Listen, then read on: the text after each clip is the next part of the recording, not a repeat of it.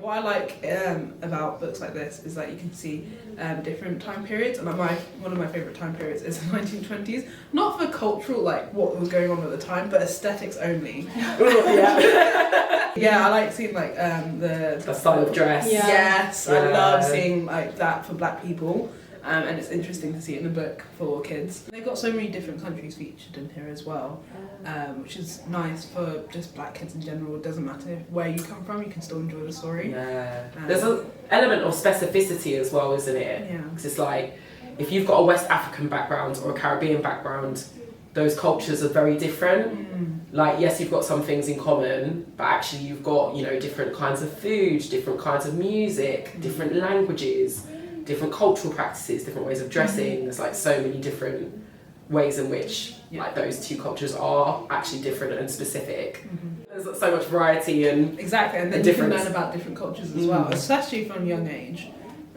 You can have a look and just read different stories, maybe, you know, be able to bond better with people in your class that you don't know the background of. I think it would be great for parents as well, if they're reading with their kids, they get to learn about all this stuff as well. Yeah, I don't know, when you guys were one of those kids, I'd always go to my parents like, did you know? Did you know? I'd be reading something in school like, oh, I just read this in a book today, did you know? And quite often they didn't. And like on a variety of topics, so I think you're totally right. There'll be opportunities, won't there, for kids to teach their parents, so it will hopefully have a kind of multi-generational impact, not just the kids, but their teachers and the parents and the wider community, and you know, it can hopefully have roots and spread. It's quite exciting, really. I'm curious to know about the Tudor's trumpeter. What's that about? I was going to say this is the only one apart from the Windrush one that I recognised. Yeah. Okay.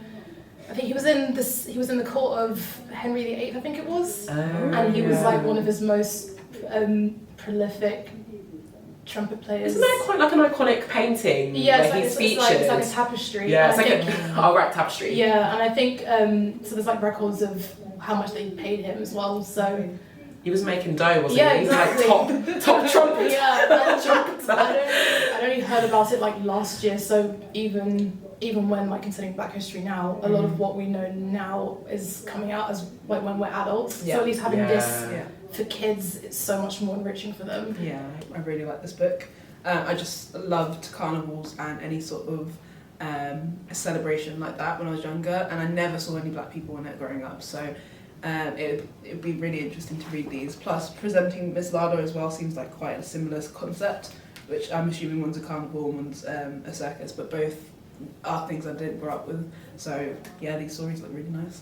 I would say The Storm and the Samurai is the one that I'm sort of leaning towards. Just I've never heard of this before. I think whenever you think of samurai, you obviously think of Japanese culture, but to know that there was also a history of like a black samurai as well, I think that's pretty cool. So yeah, I'd be really intrigued to read about this.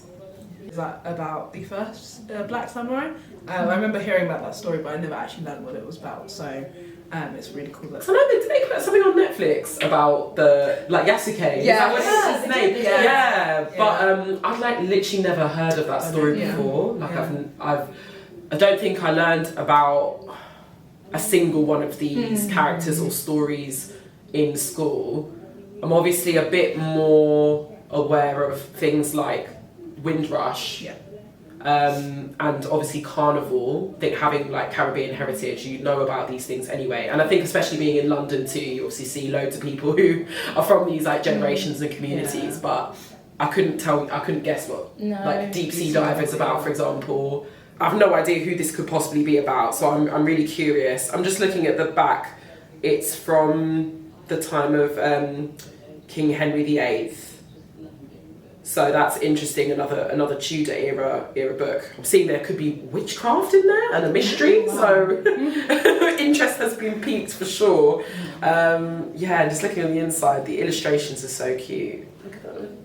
Oh wow. Those are adorable. That's so nice. So pretty. Yeah, no, I'm really curious to see what's going on here. Every year they whip out the same like Martin Luther King Jr., Rosa Parks stories. I think when I was in primary school, we did presentations on them, and it was like picking from the same pool of people every year. I got so bored. I was like, surely there's more people to talk about than this. So it's nice to see there's a collection of different sort of like black perspectives to be looking at as well. And yeah, we just need to see more. Yeah. Not just repeating the same things every year when Black History Month comes around. Yeah. I'm thinking the kids are going to be so lucky for World Book Day, because I remember in my school, in primary school, we had to dress up, and I was trying my hardest to find any black characters to dress up as. I managed to find one. I can't remember for the life of me what the book was, but she was like a mixed race detective character, and no one knew who I was. I was like, it doesn't matter, I'm happy. And that's what I mean, like for these kids, they have like more stories, more people to pick from, more identities to to really look into and just make their own. And it's just really positive to see like more like interesting stories, new stories that are beyond what we're taught. Yeah, I totally agree with what you're saying in terms of if you do cover any sort of form of black history in school, it's of like quite limited scope. And quite often only focusing on Americans. And there's a sense, particularly when you're looking at civil rights, that was something that only happened in America, or that racism only exists in America, and that like I say, the civil rights fight only happened in America, when actually there was a really active civil rights movement in this country. Arguably Claudia's work maybe sits in that as well, or alongside it, that we don't talk about. So it's such like an oversimplified version of history that also never looks at what's going on in the UK. I'm not just talking about allowing black children to feel like they belong, and to feel a connection with what they're learning, but just generally as historians, as like citizens of the world, that's not useful to have such a like closed picture of history and of society. So to have a really global point of view is important, to look at lots of different countries beyond Europe, beyond the Americas. What's going on in Africa, what's going on in Asia. Yeah, exactly. So really like more positive, not even just positive, just life happening outside of these atrocities, and the struggles that black people have gone through for their own rights. So having these books is just really important for these kids to be able to know that there are more stories beyond that. I wish I had them when I was younger. Same. This would have been nice. So cool. I would have dressed up as this girl right here. I'm still salty about it. But I think there's probably something, it doesn't matter if you're not also, you might not be a young black child with Caribbean heritage.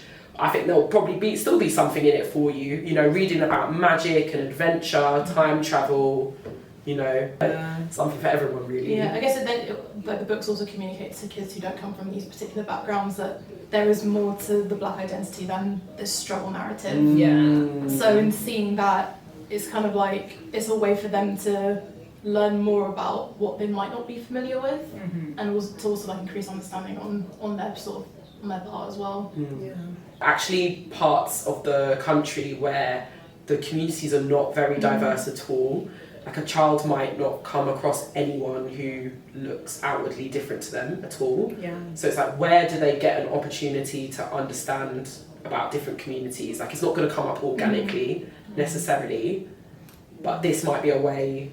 These are just as important in like smaller, less diverse communities for representation for them as well. And then they can come and look at this and read this and actually know there's more to like the black identity, like you said, which is really important for them as well. So that can really help with sympathy and empathy and understanding of different cultures.